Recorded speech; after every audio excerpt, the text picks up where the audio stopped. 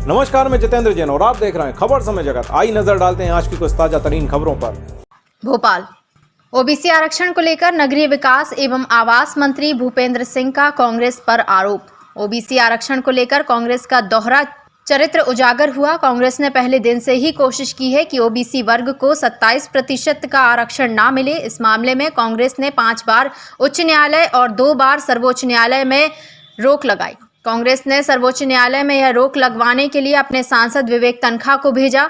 जब सर्वोच्च न्यायालय ने मामले को सुनने से इनकार कर दिया तो विवेक तन्खा ने वहां महाराष्ट्र के गवली केस का जिक्र कर दिया। वहीं उन्होंने पिछड़ा वर्ग को 27% आरक्षण देने को लेकर कहा कि मध्य प्रदेश सरकार ने सरकारी नौकरियों में भी पिछड़ा वर्ग को 27% आरक्षण का निर्णय लिया है। केवल उन 3 विषयों को छोड़कर बाकी सभी जगह यह आरक्षण दिया जा रहा है जिन पर उच्च न्यायालय ने रोक लगाई है। भाजपा सरकार ने अगले साल 24 अप्रैल से होने वाली पीएससी की परीक्षा में ओबीसी के लिए 27% आरक्षण देने का निर्णय भी लिया है। भाजपा की सरकार पंचायत एवं नगरीय निकायों सहित सरकारी नौकरियों में भी पिछड़ा वर्ग को 27% आरक्षण दे रही है। पंचायत चुनाव में इसी आरक्षण पर कांग्रेस ने रोक लगवा दी है। देखिए,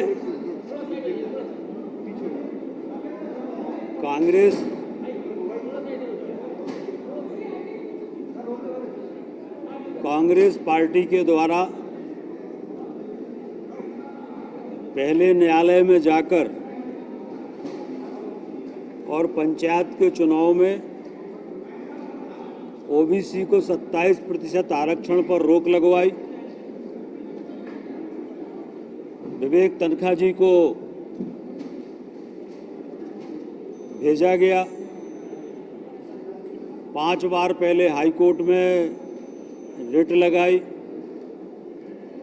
2 बार सुप्रीम कोर्ट में रिट लगाई और जब सुप्रीम कोर्ट ने सुनने से इनकार कर दिया तो विवेक तन्खा जी ने ये तर्क दिए कि महाराष्ट्र में गौली केस में इस तरह का आदेश आया है।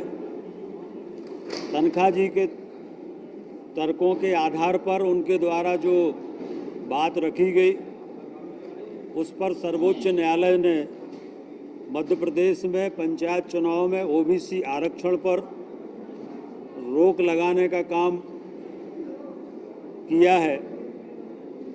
और अब कांग्रेस पार्टी एक बात कर रही, दोहरा चरित्र कांग्रेस का हम लोगों को देखने मिल रहा है। जब पूरे प्रदेश में कांग्रेस के ओबीसी वर्ग के लोग पुतले जला रहे, तब कांग्रेस के लोगों को लग रहा है कि इस मुद्दे पर अब हम जनता के बीच में जा नहीं सकते और इसलिए अब दोहरा चरित्र जनता को भ्रमित करने की कोशिश कांग्रेस के लोग कर रहे हैं। मैं कांग्रेस के लोगों से पूछना चाहता हूं, जब गुजरात में ओबीसी को आरक्षण के आधार पर चुनाव हो रहे हैं, गुजरात में ओबीसी को आरक्षण दिया जा रहा है, छत्तीसगढ़ में नगरीय निकाय के चुनाव में ओबीसी को आरक्षण दिया गया है, तो फिर हमारे मध्य प्रदेश में ओबीसी को आरक्षण पर रोक क्यों लगाई गई? और इसके लिए सीधे तौर पर कांग्रेस पार्टी जिम्मेदार है, जो पहले दिन से इस बात का प्रयास कर रही थी कि किसी भी तरह से ओबीसी को आरक्षण 27% ना मिले।